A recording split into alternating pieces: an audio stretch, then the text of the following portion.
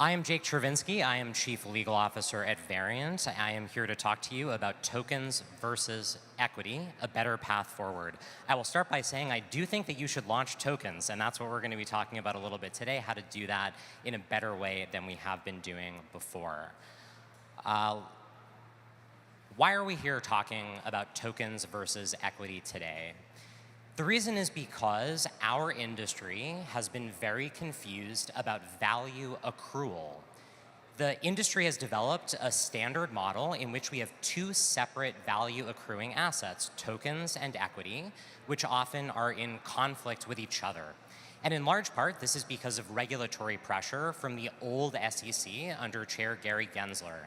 And now is the time for us to rethink that model. So that's why we're talking about this today. This talk also goes along with a paper that I published with my colleague Jesse Walden, the general partner and founder of Variant, which we just put out this morning. So if this isn't enough for you, then please check out the paper as well. Before we launch into the substance, just to tell you a little bit about myself for those who don't know, as I said, I'm Chief Legal Officer at Variant. We are a venture capital firm focused on early stage crypto projects across the entire industry. My role is mostly focused on working with founders in our portfolio on their legal and regulatory strategy, including issues like this. I went full-time into crypto in 2019 as general counsel for Compound Labs. There, I managed all of the legal work around the design and distribution of COMP, the Compound Governance Token, and also decentralizing the Compound Protocol. I then spent a couple of years as Chief Policy Officer for the Blockchain Association, which is our industry's main trade group in DC, working with many members in the industry and, of course, members of Congress and regulators to figure out what good policy looks like. I'm now on the board at the Blockchain Association and at the DeFi Education Fund, so it's still very plugged into the policy issues that we'll be discussing today. So first, let's do a little bit of history to lay the background and foundation for this conversation. How did we get to this point that we have these two separate value accruing instruments, tokens and equity, which are often in conflict? And we have to go back to the beautiful days of the ICO era, when most of the industry was focused on selling tokens to retail investors through public sales. The idea back then was that tokens were the only value accruing asset. There was essentially no consideration toward company equity. The idea was investors would provide capital to the company by buying tokens. The company would use that capital to build a protocol that they had promised. And then if they did a good job, the buyers of the token would get profit because the token value would go up.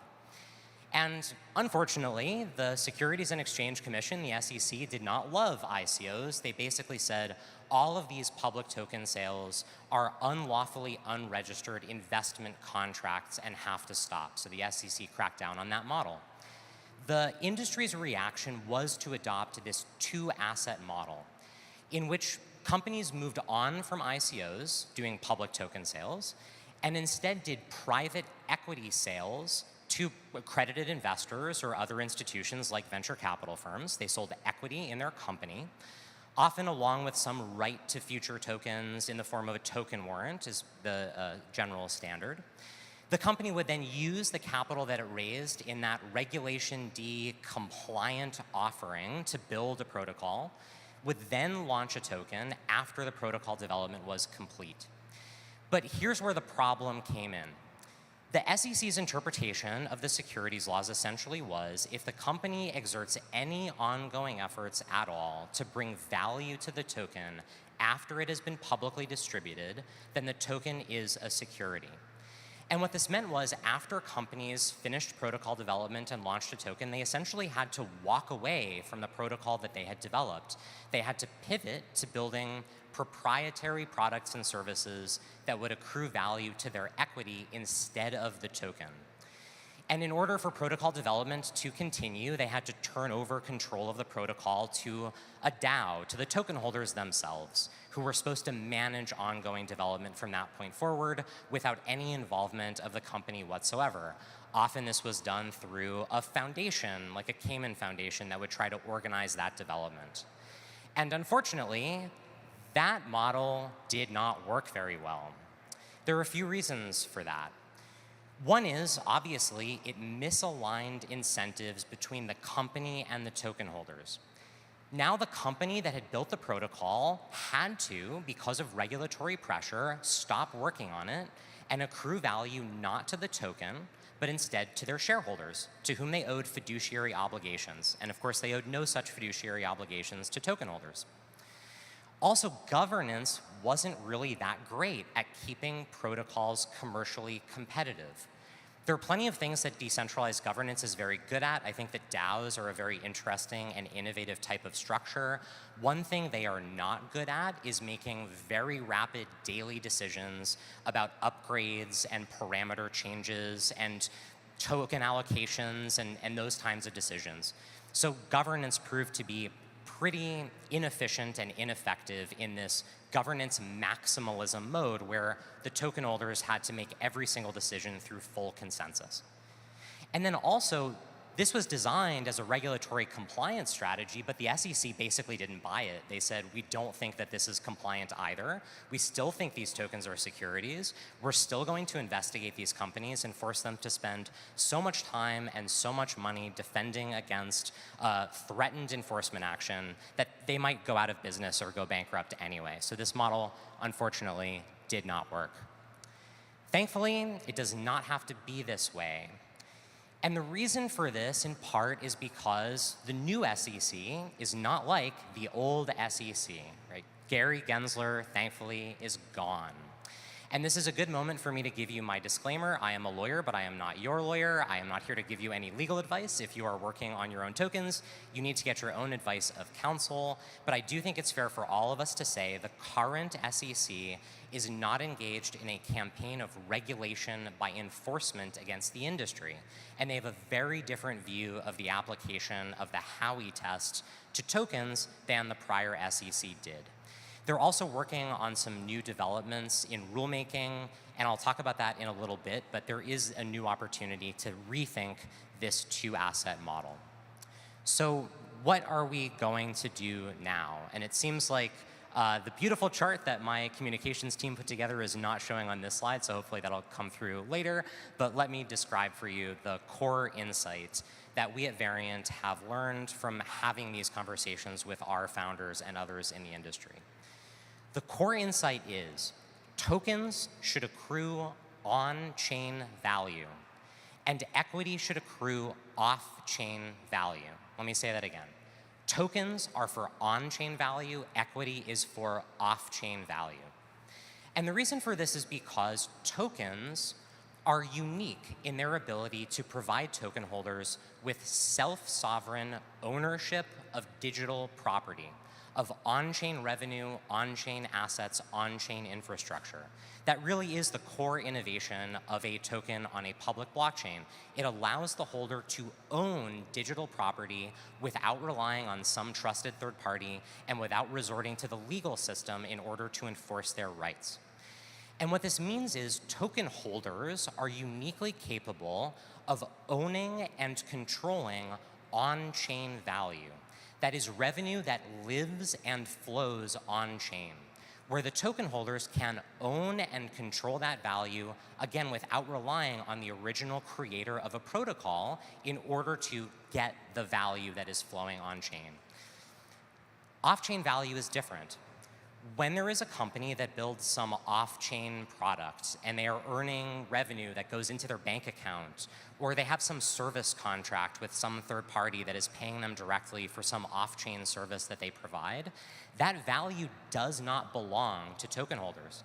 In many ways, it cannot belong to token holders because since it is off-chain, token holders cannot, in a self-sovereign way, own and control that value.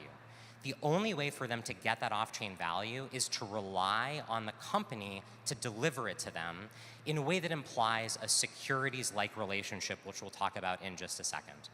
So the key for differentiating between tokens and equity is that tokens accrue on-chain value that lives on-chain where token holders can own and control it. And if as a company you want to drive value to tokens, you need to make sure that that value is on-chain. Now, in addition to the core insight that the core innovation of tokens is self-sovereign ownership of digital property. We also have to recognize that governance is not the point of tokens. Tokens are not made to deliver governance, they are made to deliver ownership.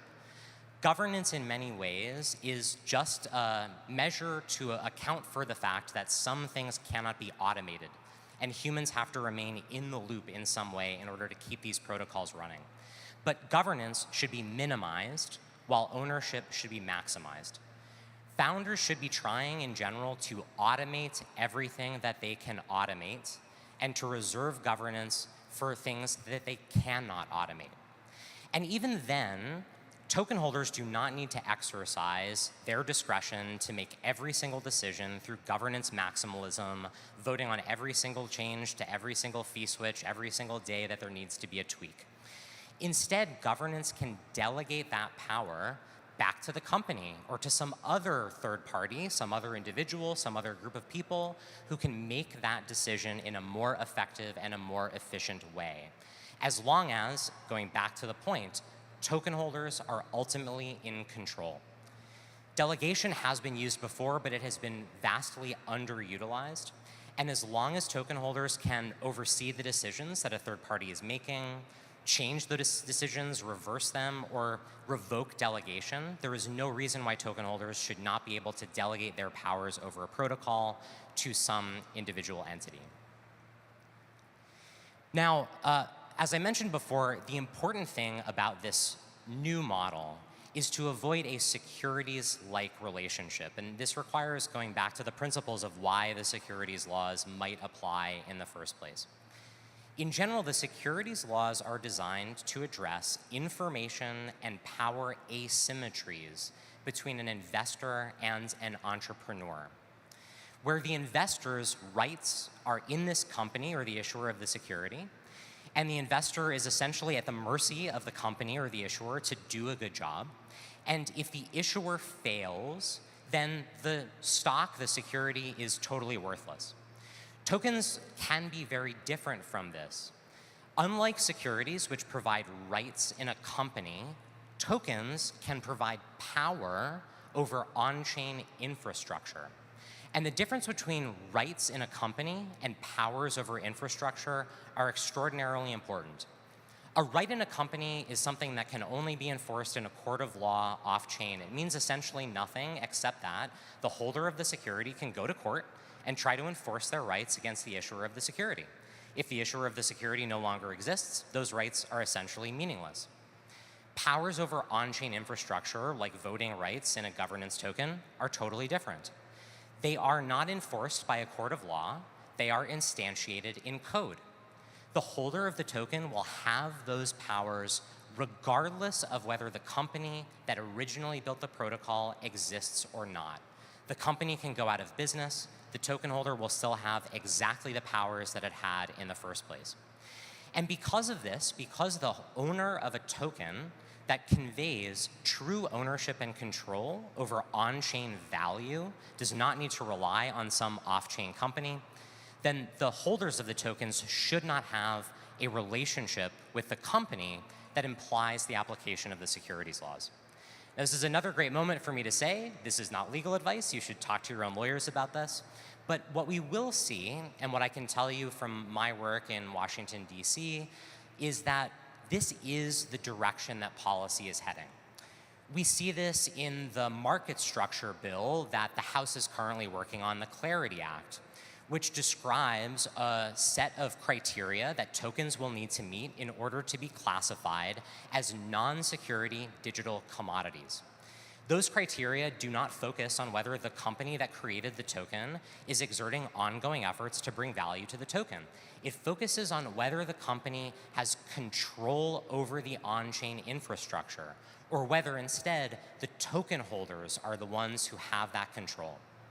And similarly, the Securities and Exchange Commission, through its crypto task force, led by Commissioner Hester Peirce, is working on a token safe harbor that would provide essentially the same type of clarity, that if you issue a token and you are willing to make certain reasonable disclosures and you are able to meet a reasonable decentralization test focusing again on a lack of control over on-chain infrastructure, not on a lack of ongoing efforts to bring value to the token, then the SEC will not classify the token as a security. So these are policy developments that are not in effect yet, but that folks should be watching if they are thinking about how to design new tokens. So again, just to summarize, a company can build off-chain products that accrues off-chain value.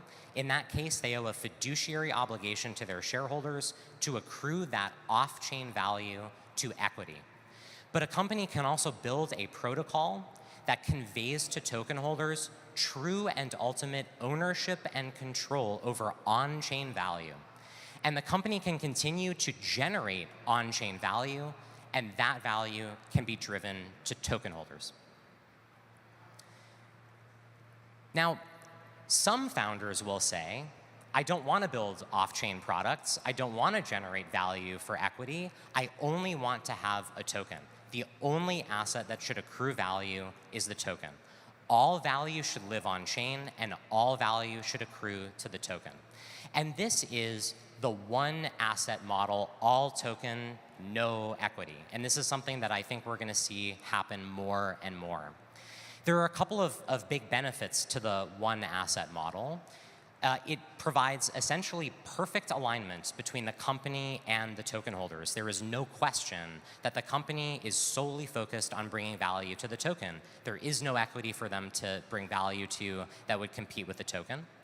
And also, it frees up the company to focus all of their efforts on making the protocol as competitive as possible in the marketplace, as opposed to diverting some attention to some unrelated product or service that would accrue value to equity instead of the token. The value or the appeal of the one asset model basically lies in its simplicity. That said, it is definitely a little bit more risky, because where a company is saying, the only asset that we care about is this token, it might imply the same kind of securities-like relationship where token holders are relying on a company in order to profit from their investment. But the same principles should apply that we were just discussing in the two-asset model. As long as the token holders are ultimately in control, and as long as the token holders ultimately own all of the value on-chain, and as long as the powers that they have do not depend on the ongoing existence or success of that off-chain company, then the one asset model should work just the same. So to conclude, we have this new opportunity to fix the broken model that we had to adopt thanks to the old SEC and regulatory pressure that frankly distorted the proper roles of tokens and equity in the crypto industry. And the way to do that is to design tokens with a focus on ownership rather than on the optics of sufficient decentralization, saying that the company is no longer involved in working on the project that they were literally created to work on. So that's the opportunity. I thank you all for coming to hear me speak about this. If you're working on token design, I would love to speak with you. Also, if you're a lawyer or working in the policy world and you want to help us get Congress in the right place on these issues or get the SEC to adopt the right rules that will enable this type of innovation, I would also love to talk with you. You can find me on X at Chervinsky. My DMs are open. And that's all. Thank you very much.